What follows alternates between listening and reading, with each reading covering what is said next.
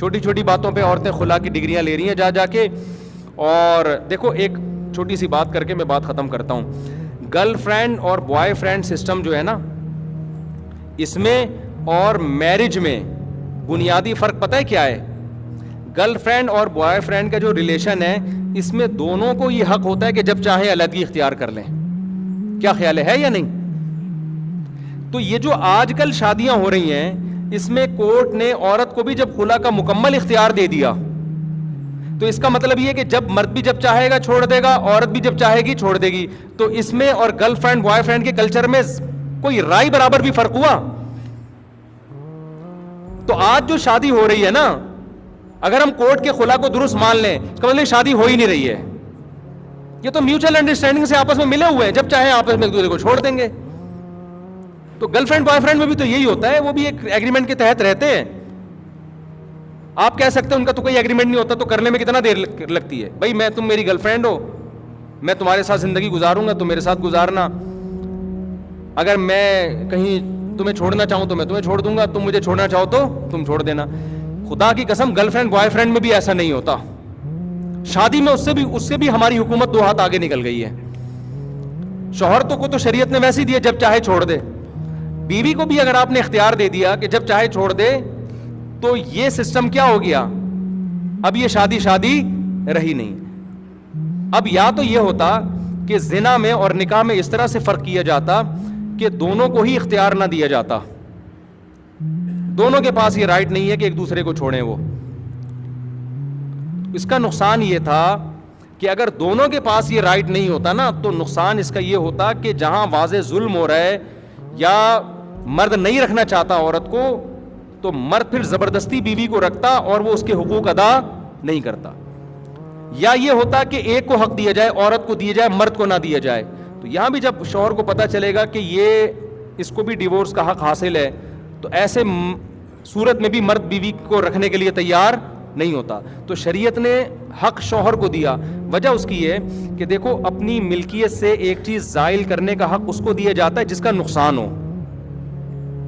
مرد کو یہ رائٹ دیا کہ طلاق تم دے کے نکاح ختم کر سکتے ہو, کیونکہ طلاق کی صورت میں مرد کا نقصان زیادہ ہے. عورت مرد کے ماتحت ہوتی ہے. جب ماتحت ہے نا, تو عورت جب نکل رہی ہے, اس کی ملکیت سے زائل ہو رہی ہے, تو نقصان مرد کا ہو رہا ہے, عورت کا کم ہو رہا ہے. ہمارے سوسائٹی میں عورت کا اس لیے ہو رہا ہوتا ہے کہ 4 شادیوں کے رواج نہیں ہے, کیونکہ اس کو پتہ ہے دوبارہ شادی نہیں ہوگی. ورنہ طلاق اصل میں شریعت میں مرد کا نقصان سمجھا گیا ہے. تو اس لیے اسلام نے مرد کو ڈیورس کا حق دیا ہے کہ نقصان اس کا ہوگا, عورت کا کم ہوگا. تو جب نقصان اس کا ہوگا تو یہ کیوں دے گا طلاق؟ نہیں, یہ بات میرا خیال ہے سمجھ. یہ بڑا زبردست اسلام کا نظام ہے جو دنیا میں آج کسی کے پاس بھی نہیں ہے. عورت کو حق نہیں دیا گیا تاکہ ایک تو باؤنڈ ہو نا, گھر تو چلے. آپ نے دونوں کو ہی حق دے دیا تو اب یہ گرل فرینڈ بوائے فرینڈ ہی ہیں, بلکہ خدا کی قسم اس سے بھی بدتر ہے.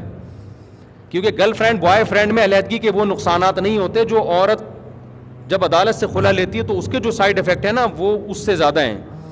اس لیے یہ ٹوٹلی اسلام کے بھی اگینسٹ ہے. عدالتی خلا کا جو موجودہ سسٹم ہے یہ اسلام کے بھی اگینسٹ ہے, عقل کے بھی بالکل اگینسٹ ہے. اس کا کوئی, اور یہ گوروں سے بھی 4 ہاتھ آگے نکل گئے ہیں. انگریزوں کے ہاں بھی اگر عورت ڈیورس دیتی ہے نا تو اس کے بھی کچھ اصول اور آداب ہیں, آدھی پراپرٹی دینی پڑتی ہے اس کو. ہمارے ہاں عورت عدالت سے خلا بھی لے گی اور کچھ بھی میاں کو نہیں دے گی, بلکہ ساری زندگی بچوں کا خرچہ اس شوہر کے سر پہ ڈال دے گی وہ, اور بچوں کو ملنے بھی نہیں دے گی. تو الحمدللہ ہم بغیرتی میں انگریز کو ہم نے پیچھے چھوڑ دیا, کیونکہ کتا جو ہے نا, کتا جب وہ وفا کرتا ہے تو وہ طبیعت سے کرتا ہے. تو الحمدللہ ہم نے مغربی کلچر کے سامنے جو دم ہلانا سیکھی ہے نا, انگریز بھی ہم پہ ہنستے ہیں کہ یار بغیرتی میں الحمدللہ کتے پن میں تم بھی ہم سے 2 ہاتھ آگے نکل گئے. اتنا فیملی سسٹم تو ہمارا کمزور نہیں ہے جتنا تمہاری عدالتوں نے, اتنے حقوق تو ہم نے عورت کو نہیں دیے جتنے تم نے دے کے پورا فیملی سسٹم ہی تباہ کر دیا ہے. آپ کی بیوی کورٹ میں جائے نا اور کہے کہ ابھی جو لا چل رہا ہے, یہ میں نے خود پڑھا ہے, میں نے خود پڑھا ہے یہ لا جو کورٹ میں جو ہے, جس کی بیس پر جج مجبور ہے خلا دینے پر. عورت عدالت میں جا کے کہے میرے شوہر میں کوئی خرابی نہیں ہے, بہت اچھا انسان ہے, مجھے وسیم پسند آ رہا ہے, بس میں نے اس کے ساتھ رہنا ہی نہیں ہے, میری وسیم سے تعلقات ہیں, میں نے وسیم کے ساتھ رہنا ہے, مجھے وسیم چاہیے. جج صاحب مجھے ہر قیمت پہ کیا چاہیے؟ وسیم چاہیے. جج کہے گا ٹھیک ہے آپ اپنے شوہر کو بلائیں, شوہر آتا ہے, جج کہے گا یار جو ایسا اس میں کیا ہے, جو وسیم میں ایسا کیا ہے جو تم میں نہیں ہے. یہ بارگیننگ ہو رہی ہے نا, ہوتی نہیں ہے لیکن نتیجہ یہی ہے. وہ کہے گا میں وسیم سے اچھا ہوں, میری صحت دیکھو, میرے پاس پیسہ زیادہ ہے. جج عورت کو کہے گا جب اتنا اچھا میاں تو کیوں علیحدگی لے رہی ہو. عورت کہے گی جج صاحب میں نے آپ سے خلا مانگا ہے, مشورہ نہیں مانگا. عورت کو یہ رائٹ ہے کہ وہ جج کو یہ کہہ سکتی ہے کہ میں نے آپ سے خلا مانگا ہے, مشورہ نہیں مانگا. جب میں نے کہہ دیا نا مجھے وسیم بہت پسند ہے, میں نے کہہ دیا نا مجھے نہیں رہنا اس کے ساتھ, جج مجبور ہے وہ خلا کی ڈگری, کیونکہ جج نے نہیں دیا تو جج کے خلاف کیس کر سکتی ہے پھر عورت اس سے اوپر والی عدالت میں جا کے. پہلے میں ججوں کے خلاف بولتا تھا لیکن جج کا کیا قصور ہے, وہ تو بیٹھا ہوا ہے, اس کو تو گن پوائنٹ پہ کروایا جا رہا ہے یہ کام. یہ ہماری اسمبلیوں میں جو بیٹھے ہوئے لوگ ہیں اور جو ہماری دینی تنظیمیں ہیں, سب سے پہلے یہ ذمہ دار ہیں اس کی کہ اس کے خلاف آواز کیوں نہیں اٹھاتے. یہ اسلامی نظریاتی کونسل ذمہ دار ہے, سمجھتے ہو. ہر آدمی چورن بیچ رہا ہے, میں بتا دوں آپ کو, سیاست کے نام پہ منجن بک رہے ہیں سیاست کے نام پہ. تو خیر اب کیا ہے کہ جج مجبور ہے کہ وہ عورت کو خلا کی ڈگری دے گا. کہے گا ٹھیک ہے جب تم نہیں رہنا چاہتی تو بچے تو ماں کو ملیں گے. میاں صاحب نے جو شادی کی تھی بیوی بھی گئی اور بچے بھی گئے. وہ اس کے غضب کے جذبات کہ میں نے اس عورت سے اتنا اچھا سلوک کیا, اور یہ کمبخت دوستی بھی لگائی اس نے وسیم سے, میری بیوی ہو کر دوستی کس سے لگا رہی ہے یہ. ایک تو یہ غیرت, میں اس کا نہ گلا دبا سکتا ہوں نہ میں اس کو تھپڑ مار سکتا ہوں, الٹا مجھ سے طلاق لے لی اور بچے بھی لے گئی. آئی بات سمجھ میں. اور میری بیٹیاں اب وسیم ان کا باپ بن کے پال رہا ہے ان کو, وہ جو میری زندگی برباد کرنے والا ہے.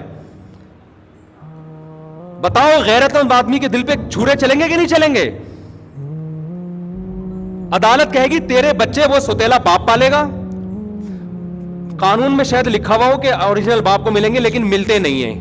پریکٹیکلی کیا ہے, مرد کیس کرے گا نا بچوں کی کسٹڈی کا, بڈھا ہو جائے گا, بچے نہیں ملیں گے, بچے 18 سال سے زیادہ ہو جائیں گے, اور آپ کی بیٹی سوتیلے باپ کے گھر میں پل رہی ہوگی.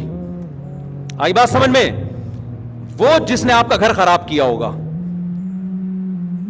لیکن عدالت میں آپ کی کوئی سنوائی بولو نہیں, بلکہ عدالت کیا کہے گی, آپ کو اگر بچوں سے ملنا ہے آپ کورٹ میں 2 دفعہ حاضری دے کے چلے جایا کریں, عدالت کے کٹہرے میں بچوں سے ملیں آپ, اور اس کے بدلے آپ کو ساری زندگی بچوں کا خرچہ اٹھانا ہے. 18 سال تک تو زندگی تو بیت گزر جائے گی نا, آپ نے 18 سال تک بیٹا بیٹی دونوں کا خرچہ آپ نے اٹھانا ہے, یہ آپ کی ذمہ داری ہے.